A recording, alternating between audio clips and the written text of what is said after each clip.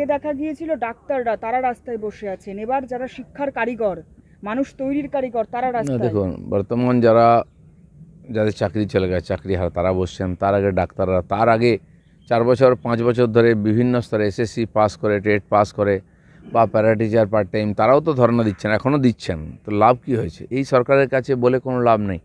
যারা ভুল করে তারা শুধরে নেয়, যারা অন্যায় করে না, তারপরে অন্যায় করতেই থাকে আর সেটাকে ঠিক বলে জাস্টিফাইজ করার চেষ্টা করে, যেটা মমতা ব্যানার্জি করছেন।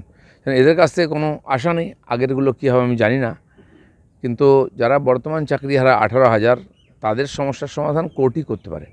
সেজন্য মমতা ব্যানার্জি কোর্টে যাবেন না, কারণ সমাধান চান না, কিন্তু তারা যান বা অন্য পক্ষ যারা লড়েছেন বা বিকাশবাবুর মতো লোকেরা যারা এই কেসটা নিয়ে পুরো লড়েছেন, তাদের কাছে গিয়ে এই সমাধানটা চাওয়া উচিত কোর্টের কাছে, যে এই 18,000 লোকের চাকরি দিন এবং ডকুমেন্ট সাবমিট করা উচিত।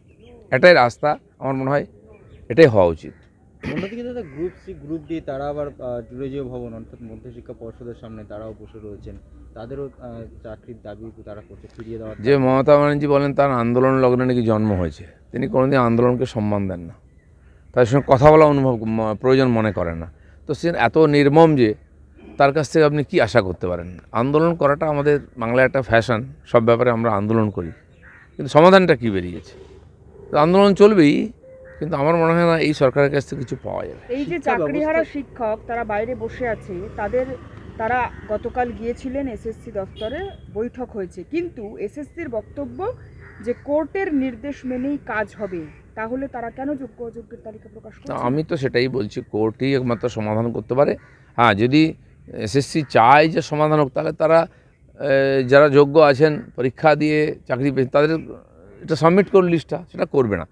তো সেই জন্য এদের সঙ্গে বৈঠক করা মানে খালি টাইম কিলিং করা, সময় নষ্ট করা। ওরা সেটাই চাইছে, আস্তে আস্তে ঠান্ডা হয়ে যাবে। আরজিকের যেমন ঠান্ডা হয়ে গেছে, এটাও ঠান্ডা হয়ে বেশি দিন এদের দম থাকবে না, কারণ এদের সংসার চালাবার জন্য অন্য কাজে যেতে হবে। বেশি দিন তারা আন্দোলন করতে পারবেন না, আর সময় তো রোজ নতুন ইস্যু আসে, রোজ ভুলে যায়। সংসার চালানোর প্রসঙ্গে বলি, ব্রাত্য বসু তিনি বলছেন যে নিয়ম মোতাবেক মাইনে পেতেন, স্যালারি পেতেন এই শিক্ষকরা, সেই স্যালারি প্রদান করা হবে সরকারের তরফ থেকে। কবে? কেন এই মাসে দেবেন না? এপ্রিল মাসের মায়না দিন। মার্চ মাসে ঘটনা ঘটেছে, তো এপ্রিল থেকে মায়না শুরু করুন, দিয়ে দেখান। আপনার সে মুরদ নেই, আপনার যোগ্যতা নেই, আপনার ইচ্ছাও নেই। মমতা ব্যানার্জির ভেঁপু হয়ে আপনি কথা বলেন, উনি শিক্ষামন্ত্রী, ওনার কোনো দায়িত্ব নেই? যদি সামান্য মানবিকতা বোধ থাকে, তো আপনি ম্যাডামকে কনভিন্স করে লিস্টটা কোর্টে জমা দিয়ে দিন, তাহলে ঝামেলা মিটে যায়।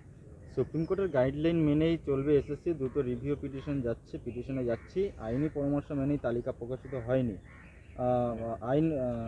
সুপ্রিম কোর্টের নির্দেশ দিলেই তালিকা প্রকাশিত হবে, ব্রাত্য বসু জানালেন।